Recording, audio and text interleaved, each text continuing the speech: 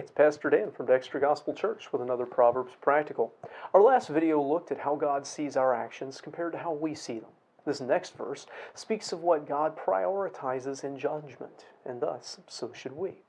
So Proverbs 21 verse 3, "To do justice and judgment is more acceptable to the Lord than sacrifice." Remember that this advice is being given to a king-to-be, or at least a prince, someone who will be involved in government, in leadership.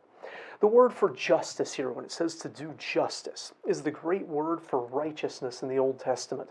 It has to do with doing what is right, what is fair.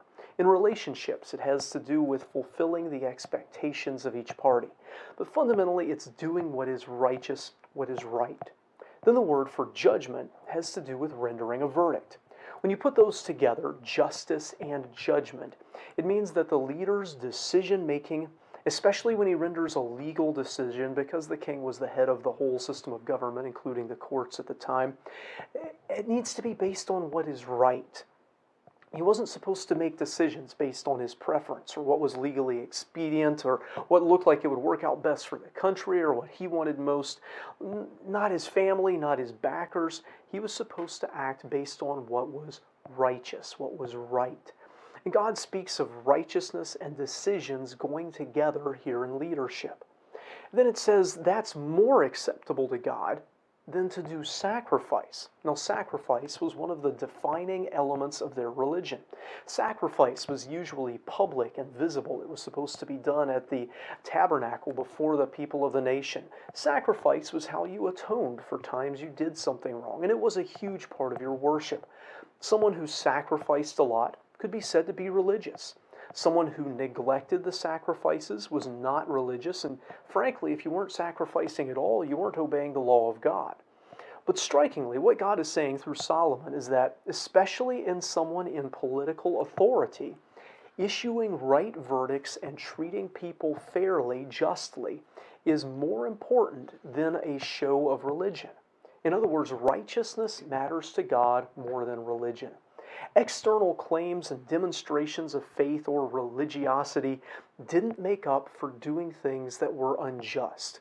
God did not find it acceptable for a king to pander to constituents or coddle his own desires, perverting justice in the process, then go to the temple and make sacrifices as though he were faithful to God all along.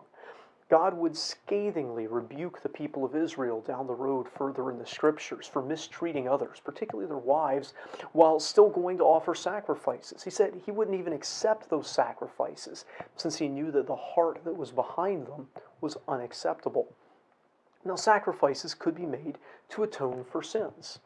And if someone did sin, certainly they should do everything they could to make that right.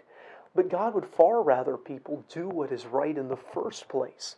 God doesn't want a government official who puts on a show of being religious but does not treat people with justice or judge right and wrong correctly. Now, I think this principle does apply to all of us, not just those in political office or positions like a king or a governor. While doing what is right includes religious observances like faithfully attending church, witnessing, and so on, doing those things while treating people wrongly or living by a wrong morality, not doing what is righteous, well, that's not acceptable to God. And it applies all the more to those in authority because their actions, their judgments, affect far more than just themselves or those close to them. It was good to sacrifice. It was a part of their faith. But it was better to do what was right in judgment and leadership. And of course, it was best to do both, to have a sincere walk of faith with God expressed through the sacrifices and such that he had commanded, and that also worked its way out in the life by living a God-like morality and a justice and righteousness toward others in their decision-making. I hope this video is a help to you. If it is, give it a like, and if you haven't already, subscribe to our channel for more like it. We'd love to hear from you in the comments. We'd love to see you here at Dexter Gospel Church. Until next time, I hope you stay well and do justice and judgment.